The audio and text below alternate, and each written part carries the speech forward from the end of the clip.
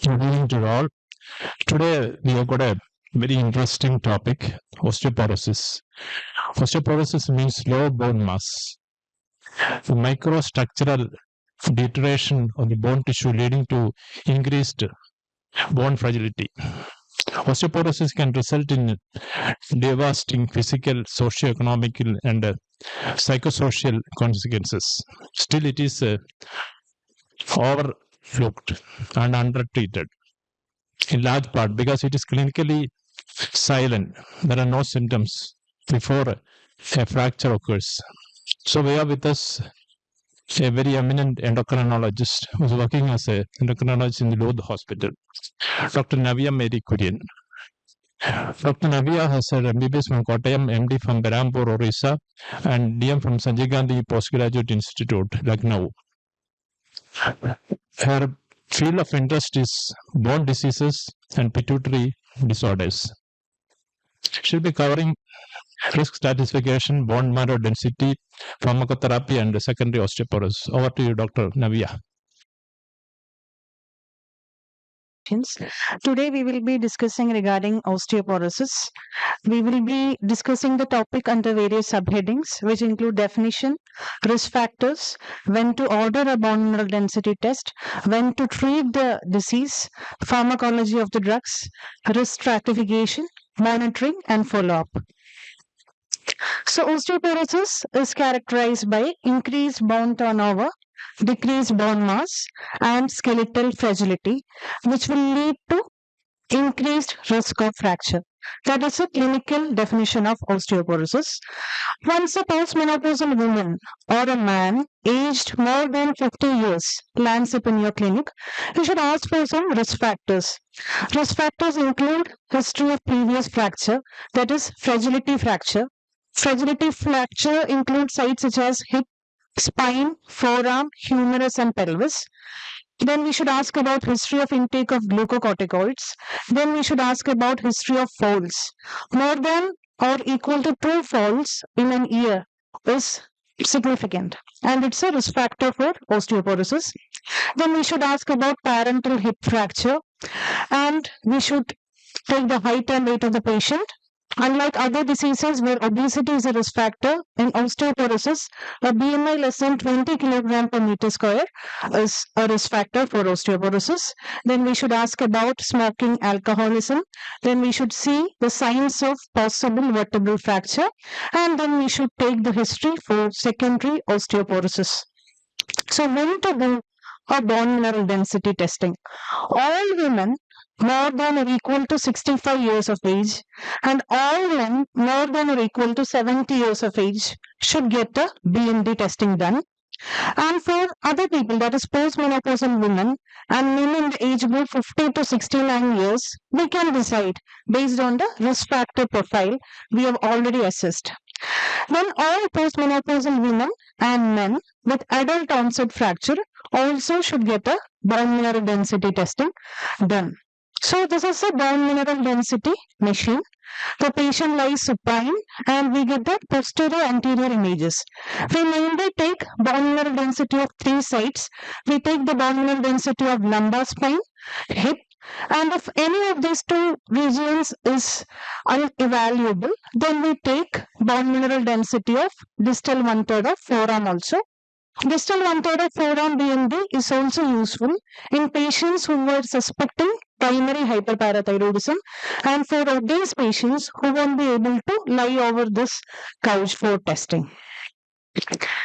So in the bone mineral density report, we see T score and Z score. For whom we should see Z score and for whom we should see T score. First of all, T score is a bone mineral density compared with a normal, healthy 30-year-old person who is sex matched, and Z score is the BMD compared with age and sex matched controls. Z score we see in children, premenopausal women, and men less than 50 years, and for all the other people we see T score. So T score of 0 means that BMD is equal to healthy 30-year-old. BMD of less than 0 means BMD is lower than normal. If the T score is More than -1, then it's normal. If it's in the range -1 and -2.5, then it's osteopenia. If it's less than -2.5, it is osteoporosis. Whereas for Z score, the cutoff point is -2. If the Z score is less than -2, then it's reported as below the expected range for age. And if the Z score is more than -2, it is reported as normal range for age. So the Z score is looked in children, premenopausal women, and men less than 50 years. For all other people, we look at T score. So this is an example of a bone mineral density report. This is how it looks like. First of all, we should see the age. It will be written here. Then we should look at the sex. So this is a 50-year-old female. So for this particular patient, she will be postmenopausal. So we should be looking at T score. T score will be written here. We can see that L1 to L4 T score for this particular patient is 0.3, which is normal.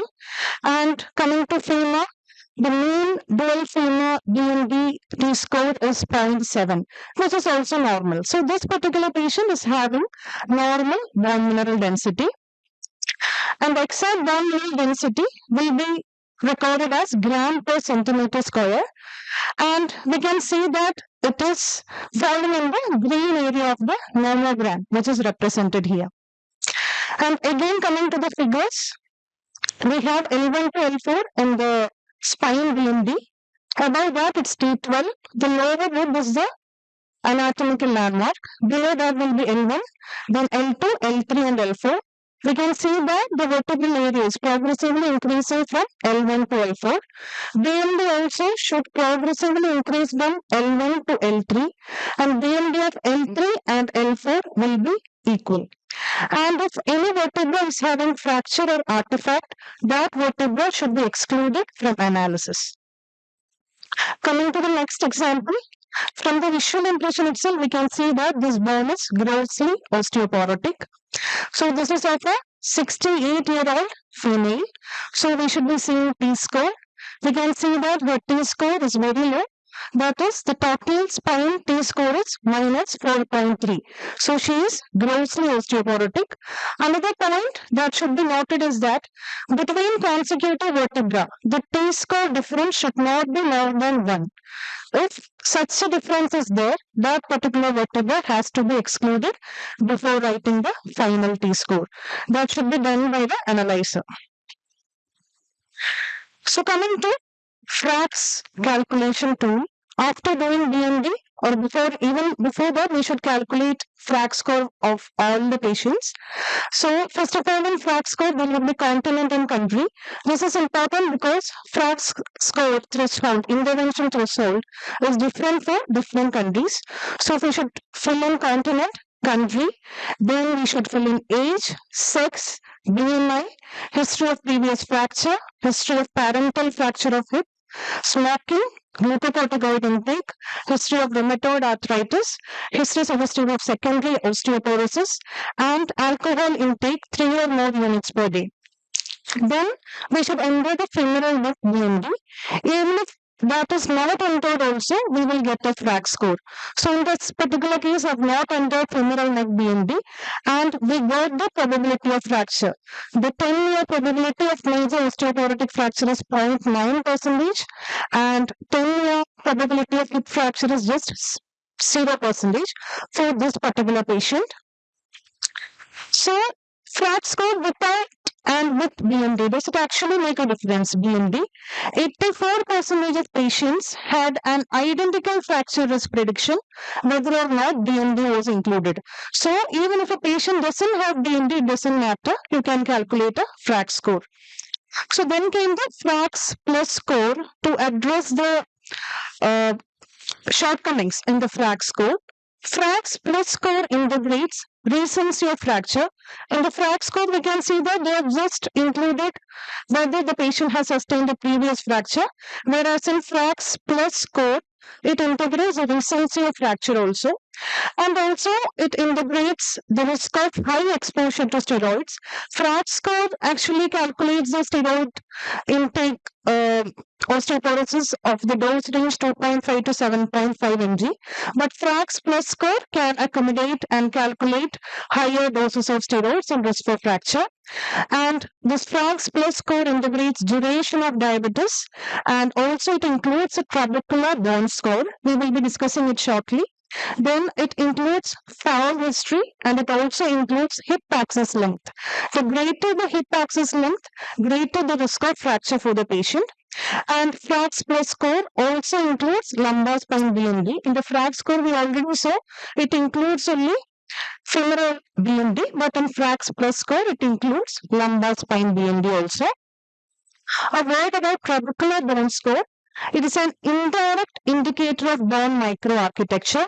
In this figure, we can see that both of these bones have similar bone mineral density. That is, first one is having a BMD of 0.972, second one is having a BMD of 0.962. But we can look at the microarchitecture. We can see that the first bone is looking normal, whereas the second bone has so many gray areas and all in the experimental variogram. And the trabecular bone score of the first bone is 1.45, and for the second bone is 1.24. This is especially important in diabetic patients where the bone microarchitecture is seriously distorted. In such patients, BMD can be deceiving. So these are the various cutoffs for trabecular bone score. A trabecular bone score of more than 1.35 is normal. 1.2 and 1.35, that range actually represents a partially degraded bone, and a trabecular bone score of less than 1.2 denotes a degraded bone. Coming to when to treat the patient. So this is taken from Canadian Osteoporosis Guideline 2024. So you should treat the patient if the 10-year risk of major osteoporotic fracture is more than 20% from the FRAX score, or if the T score is less than or equal to 2.5 and age is more than 70 years. So this particular category will have the largest benefit on treatment. We should suggest treatment if the 10-year fracture risk is 15 to 19.9%, or if T score is less than or equal to 2.5 and age is less than 70 years. This category will have intermediate benefit. And we should not treat if a patient is having 10-year fracture risk less than 15% and T score is more than or equal to 2.5. So what are the other indications for treatment? Low trauma spine or hip fracture patients, we should treat them regardless of bone mineral density. And in patients who are osteopenic or having low bone mass, that is T score between -1 and -2.5, in such patients, if they have fragility fracture of humerus, pelvis, or distal forearm, we should treat the patient even if the patient is osteopenic. But before treatment, we should always rule out secondary causes of osteoporosis. So I'm putting an example. This case is of a 54-year-old male. This patient was on treatment for metastatic neuroendocrine tumor of pancreas. He was on lanreotide monthly. So lanreotide, we all know, it causes hyperglycemia. So this patient came for the treatment of hyperglycemia, and he was admitted. On the way to ward, he fell from bed and sustained a clavicular fracture. On examination, we had this type of nodules on his anterior abdomen. So this is a triad of neuroendocrine tumor and fragile bones, and these nodules are collagenomas. So this is a diagnosis of multiple endocrine neoplasia type 1. On evaluation, it was found that his T score in L1 to L4 was -4.4, necrophalange was -3.6, and distal 1/3 of radius it was -6.6. So that is, in case of primary hyperparathyroidism, cortical bone will be affected more, and the forearm will be very weak. And his calcium was high, phosphorus was low, alkaline phosphatase was high, creatinine was normal, and intact PTH was also high. So this was a case of MEN1 and primary hyperparathyroidism.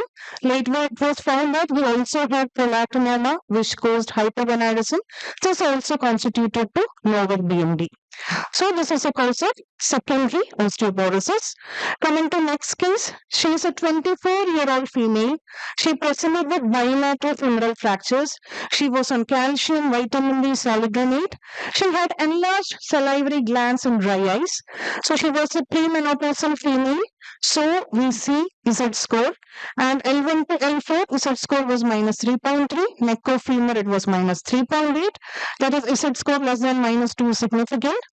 Her arterial blood gas revealed pH of 7.12, that is, it was acidotic, bicarbonate was low. Urine pH was 6.7, that is, despite having an acidic blood, her urine was not acidic, it was still alkaline. Her potassium was 3.2. And ultrasound was suggestive of bilateral nephrocalcinosis. So, patient is having acidosis, alkaline urine, osteoporosis, and hyperkalemia. Clearly showing bilateral nephrocalcinosis. This is a classical example of distal RPA, which was secondary to Sjogren syndrome. She was treated with potassium citrate and sodium bicarbonate. On follow-up, her pH improved, calcium improved, phosphate improved, and within 4 months, she was able to stand upon her own legs. Coming to case number 3, 40-year-old female presented with bilateral femoral fracture, low backache, proximal muscle weakness. And this female was on calcium and vitamin D supplements, and she was also on denosumab. It was put up by some orthopedician, and she didn't have any significant family history. Her calcium was normal, but her phosphorus was significantly low. Her alkaline phosphatase was elevated. Impact PDS was normal. Vitamin D was very high due to multiple vitamin D injections.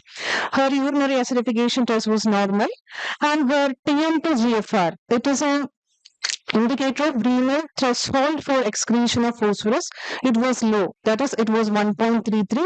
It means that even if phosphorus level is 1.33, potassium will be washed out. And FGF23 levels were done, and it was found to be very high. So there was an FGF23 secreting tumor in her body. To identify that, a gallium-68 Dr. Nock PET CT whole body was done, which showed a mesenchymal tumor in the humeral head. So this was a classical example of tumor-induced osteomalacia. It was excised and the patient was cured of osteoporosis.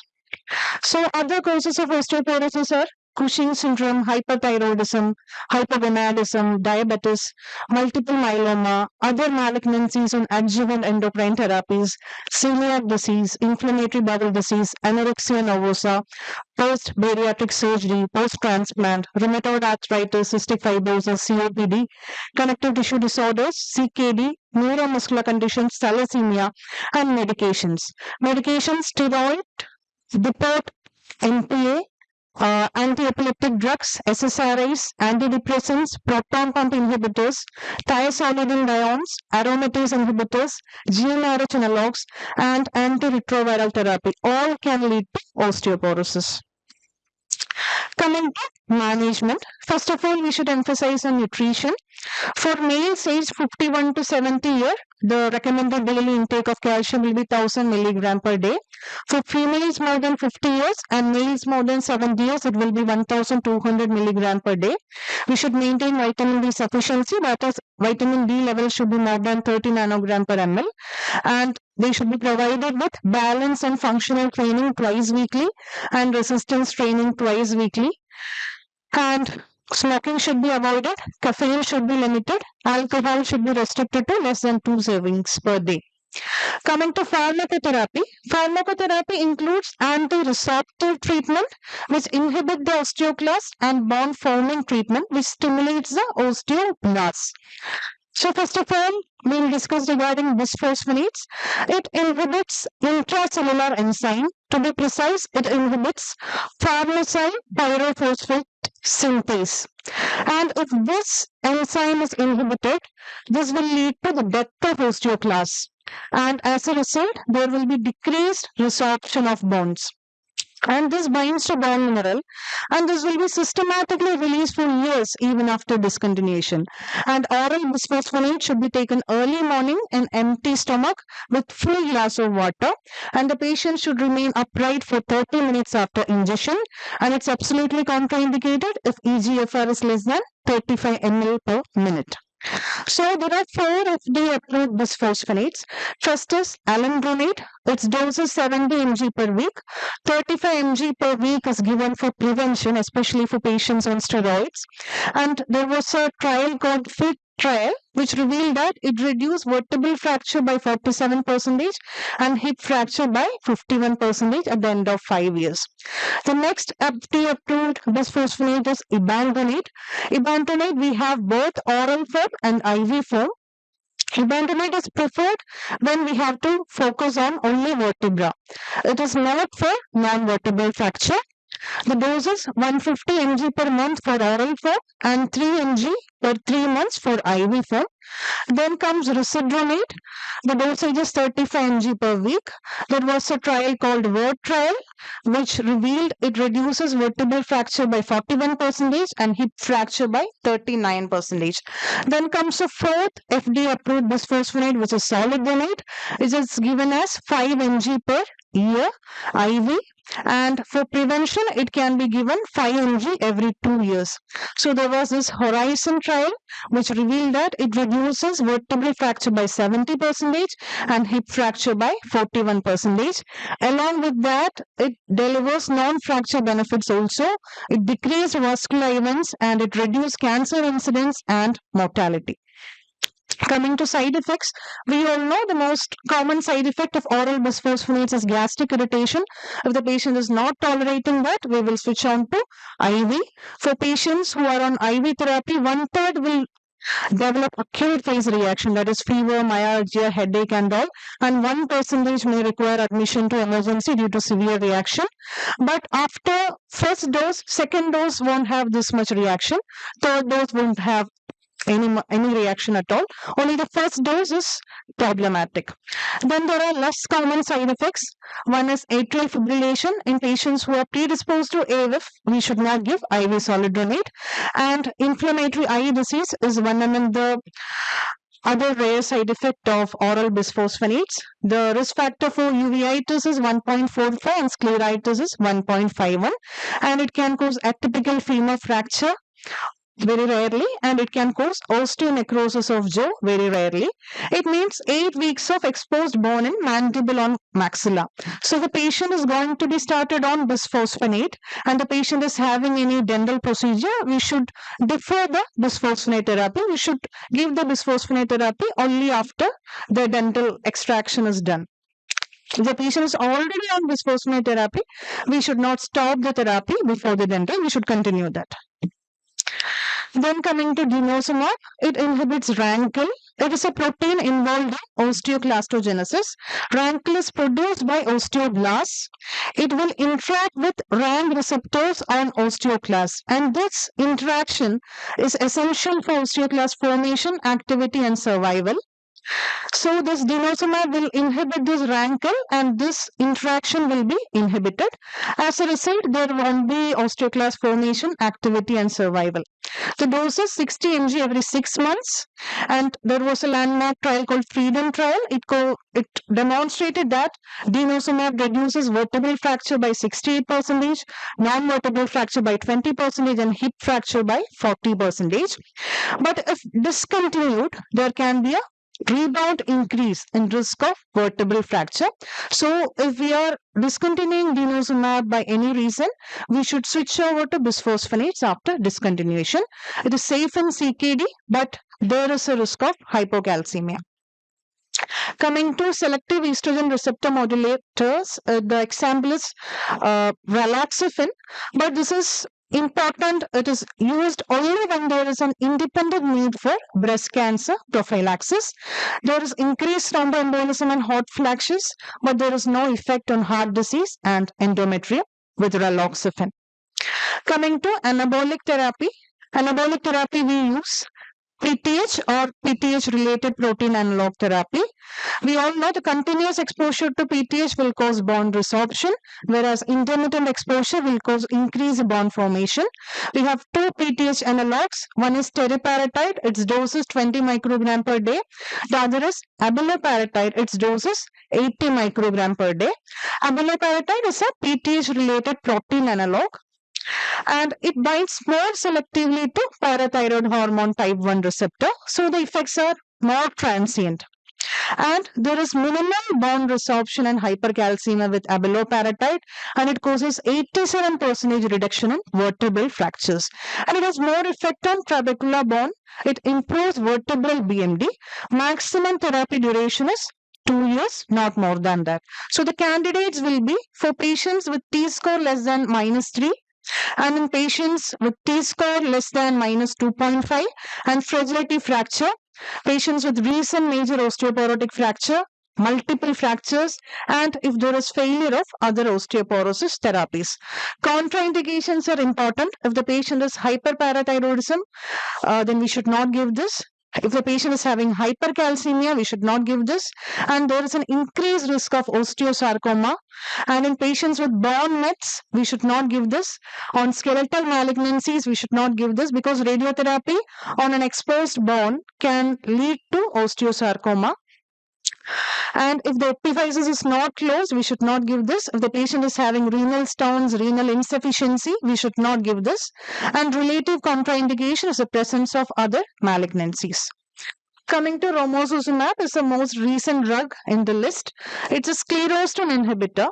So for osteoblastogenesis, we need interaction of three proteins. There is a LRP56 protein, there is a WNT protein, and there is a frisile protein. All these three should interact for the proper formation and activity of osteoblast.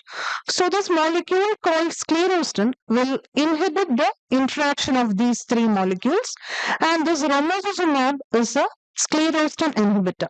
So it promotes osteoblastogenesis by promoting WNT pathway.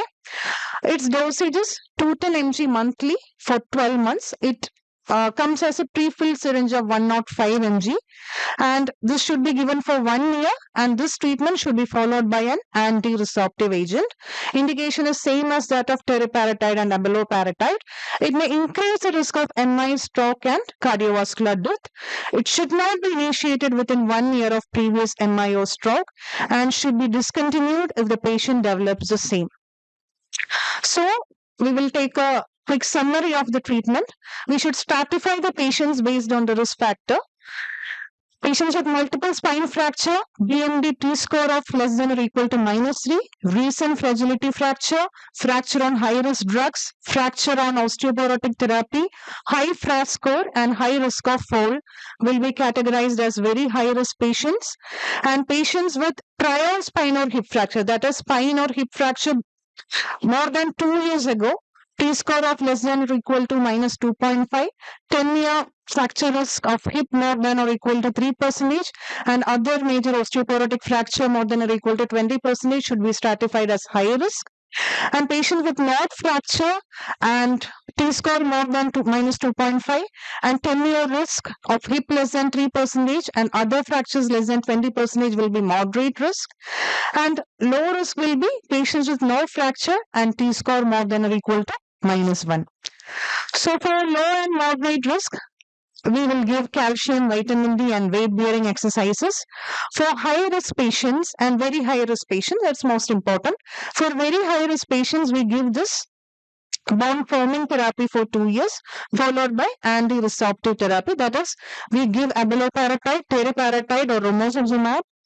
Abaloparatide and teriparatide for 2 years, and romosozumab for 1 year. And after this duration, then the patient we should switch over to anti-resorptives. For high-risk patients, we can give alendronate, risedronate, denosumab, or solidronate. Oral bisphosphonates are given for 5 years, and solidronate for high-risk patients are given as yearly infusions for 3 years. And we will do a DEXA at 2 to 3 years to see for compliance and all. And we will do a repeat clinical and DEXA scanning at 5 years. And at 5th year, we will look at T-score. If it's less than minus 2.5 still, and if the patient sustained a fracture on therapy, or if the patient is still having high fracs, we will continue therapy. Or if the T score is more than 2.5, there is no fracture, then we will discontinue treatment for 2 to 3 years. So this reassessment should be done every 2 to 3 yearly, and we should continue, restart or discontinue based on this fracture, fracs and T score. We may have to switch therapy also if needful. And this has no cure and it requires continued surveillance. Patients with recent fracture or very low BMD require sequential therapy, that is anabolic agents followed by anti-resorptive agents. But if the patient is having multiple vertebral fracture, or combination therapy of anti-resorptives and anabolics should be considered. Coming to role of bone turnover markers, we have already seen that the BMD, to reflect the change imparted by therapy, it will take almost 1 year to 1.5 years. So it's very difficult to assess the response of the patient for up to 1.5 years. So there comes the role of bone turnover markers. We have many bone turnover markers, bone formation markers. The most important is P1NP. Bone resorption marker, most important is CTX. It is useful in monitoring osteoporotic therapy, but it's not useful for diagnosis. So if the patient is on bisphosphonate therapy, this anti-resorption bone resorption marker, that is CTX, suppresses by 50 to 80% within 2 months, and the bone formation marker P1NP suppresses by 40 to 60% within 6 months. If no baseline value, aim for bone turnover marker in the lower half of normal. And for denosumab Rx, the bone resorption marker CTX drops in days. P1NP marker will be 3 to 6 months. And there will be rapid increase in bone turnover marker at 9 months post stopping. And anabolic therapy, the P1NP increases, increment more than 10 microgram per deciliter from baseline is reassuring. So that's the end of the presentation. So take home messages: do BMD testing of all females more than 65, males more than 70 years, age 50 to 69, or the BMD based on risk factor profile, rule out secondary osteoporosis, treat a T-score is less than or equal to minus 2.5, or 10-year risk of major osteoporotic fracture is more than 20%. A trabecular bone score can be complementary, especially in diabetics. Supplement all with adequate calcium and vitamin D. Bone turnover marker monitoring also may be helpful. So any questions are welcome.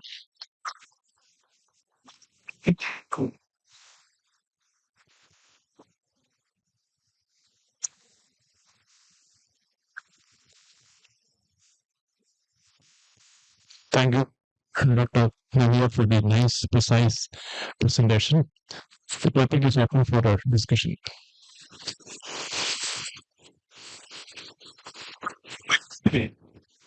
Previously, females in the postmenopausal period were advised soya beans, elephant yam, etc. by gynecologists. Is there any rationale behind that? Actually, soya bean and all contains estrogen, and it acts as a modulator for bone. It decreases bone resorption.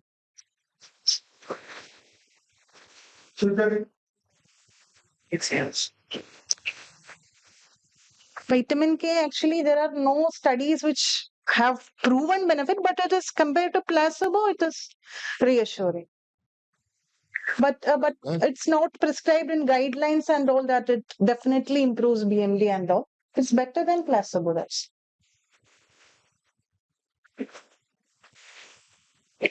What is pediatric osteoporosis? pediatric osteoporosis, mostly secondary causes. Like PMD, pediatric BMD, we see Z score of less than -2. We will investigate for secondary causes. We will adjust it according to their height, and then we will treat. Mostly it's due to osteogenesis imperfecta, such type of conditions. Mostly it is secondary osteoporosis. Madam മാഡത്തിന് ടോക്കിൽ ഒരു hip axis length hip axis ലെങ്തിനെ പറ്റി പറഞ്ഞായിരുന്നു. അതെങ്ങനെയാണ് നമ്മൾ calculate ചെയ്യുന്നത്? That is actually calculated by that BMD machine. There is some separate software for calculating that. And what about trabecular bone score?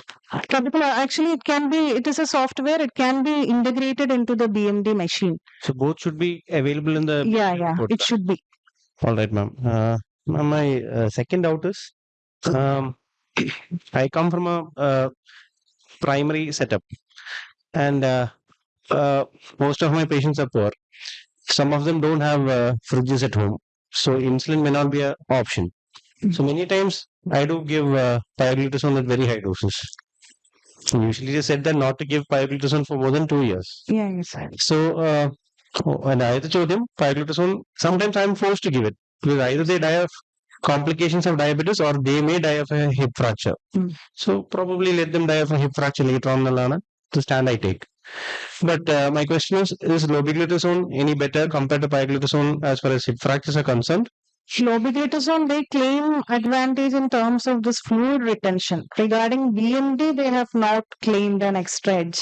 അപ്പൊ ഞാൻ pioglitazone കൊടുക്കുകയാണെങ്കിൽ എത്ര നാൾ കഴിയുമ്പോൾ ഓസ്റ്റിയോപൊറോസിനെ ടാർഗറ്റ് ചെയ്യണം നോക്കണം? Osteoporosis, we saw the risk factors. We should calculate the FRAC score. If that and all are high, it's better to avoid that. All right, ma'am. Ma'am, the other question I have is, many times, the only bisphosphonate I usually use is zoledronic acid. That's because I get it at dirt cheap prices from Karunya Pharmacy. It's available for around 400 rupees. 400 rupees. Electronate, sir. Zoledronic acid. Electronate. Okay. Zoledronic acid at Karunya Pharmacy is available for I think 400, 500 rupees. It's cheap. It's cheap. Yeah, so it's very cheap. But somewhere I read that daily therapy with alendronate is better in fracture scores. Is there any truth in that? That yearly IV actually in this in the trials showed that the vertebral fracture reduction was up to 70% for solid drainage. Hip fractures. For hip fracture, actually almost 40% for both. There is no additional advantage, but IV has additional advantage over vertebral fractures. So so ഞാൻ ചോദ്യം വെച്ചാൽ ബിസ്ഫോസ്ഫോനേറ്റ്സിൽ ഏത് choose ചെയ്യണം? You can choose solidronate. In terms of affordability and in terms of compliance, IV solidronate is always a better option. പക്ഷേ I should only give it for 3 years അല്ലേ madam?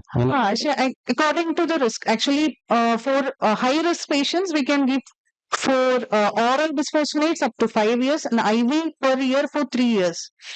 So after that Then BMD we can നോക്കണം. extend up to 6 years. അല്ല അത് കഴിയുമ്പോൾ BMD നോക്കണം. At 3 years, we should do a repeat BMD. If T score is less than minus 2.5 or FRAC score is less and patient is doing well, then we can just stop it because bisphosphonate gets concentrated in bonds and it gets released. So we can give a drug holiday. And we can give a drug holiday for 2 to 3 years. And every 2 years, we should be reassessing. If the patient is deteriorating, we should again start on therapy.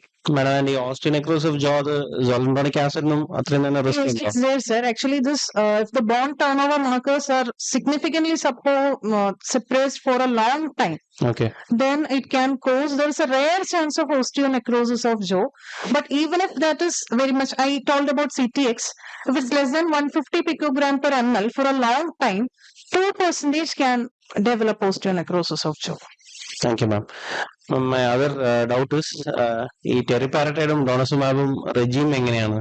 Teriparatide, actually, for very high risk patients, that is multiple spine fracture and all, teriparatide is an option. 20 microgram per day for 2 years daily. അപ്പൊ അത് കഴിഞ്ഞിട്ടാണ് After that, zoledronic acid കൊടുക്കുക? then we should follow it up with anti-resorptive 2 years agents കഴിഞ്ഞാൽ മാത്രമേ ഉള്ളൂ after 2 years. But if there are multiple spine fractures and there are affordable patients, then we can combine this teriparatide and denosumab. It has an extra edge. അതിൽ ഏതാ better? Sir, രണ്ടും കൂടി കൊടുക്കുന്നതാണോ madam? എനിക്ക് regime ഞാൻ red it up പക്ഷെ എനിക്കത് മനസ്സിലായില്ല. very high risk, that is multiple spine fracture, recent fracture and all are categorized as very high risk. Yeah. For them, the dictum is to give this bond forming therapy for 2 years, Yeah. followed by anti-resorptive therapy. Okay. But if the patient is having multiple fractures and all, moribund and all, it's rational to combine both of these. Okay. This denosumab and teriparatide you can combine, or teriparatide and bisphosphonates you can combine. So this addition has some synergic effect. ഡിനോസുമാബ് കൊടുത്തിട്ട് ഡിനോസുമാബ് ശരിക്ക് Always bond forming therapy first, okay followed by anti-resorptive therapy. Sure. That's a standard regimen. But if the patient is severely morbid, you can combine both of these. Both of this. Denosumab റാങ്കിൽ inhibit ചെയ്യുമ്പം resorption അല്ലേ avoid ചെയ്യുന്നത് Yes, sir. അപ്പൊ അത് ബിസ്ഫോസ്ഫോനേറ്റ്സ് ഒരേപോലെ ആയില്ല Yeah, anti-resorptives. You can give either bisphosphonates or denosumab. either one. Either of them. Not both. There is no point in combining bisphosphonates and denosumab. Either of them. So better agent will be bond forming agent. If all contraindications are ruled out, then you will give for 2 years followed by anti-resorptive. Bond will be formed, then we will prevent the resorption of bond. So that is for very high risk patients. But if patient is very high risk and all, both can be combined. That is, both can be given simultaneously. ഒരുമിച്ച് കൊടുക്കാം ടെറിപാരറ്റൈഡ് ഒന്നും കൂടെ തന്നെ ഡിനോസുമാബ് 6 monthly for additional advantage. That's the best regimen. പക്ഷെ it's quite expensive. It's very expensive. And last question is ഒരു പേഴ്സന്റെ bone mass is only developing till about say 30-35 years. Yes. And then after that it's a bone bank. So why not give high dose of calcium in early age? എന്തെങ്കിലും studies ഉണ്ടോ? Will it help? Target somebody at 15, give calcium daily from 15 to 30 years. And എന്തെങ്കിലും study After ഉണ്ടോ അറിയില്ല. no such studies of supplementing and no such long-term studies. But weight bearing exercise and all, if we ask them to do from very young age, resistance training, balance training and all, then it actually helps. Thank you, ma'am.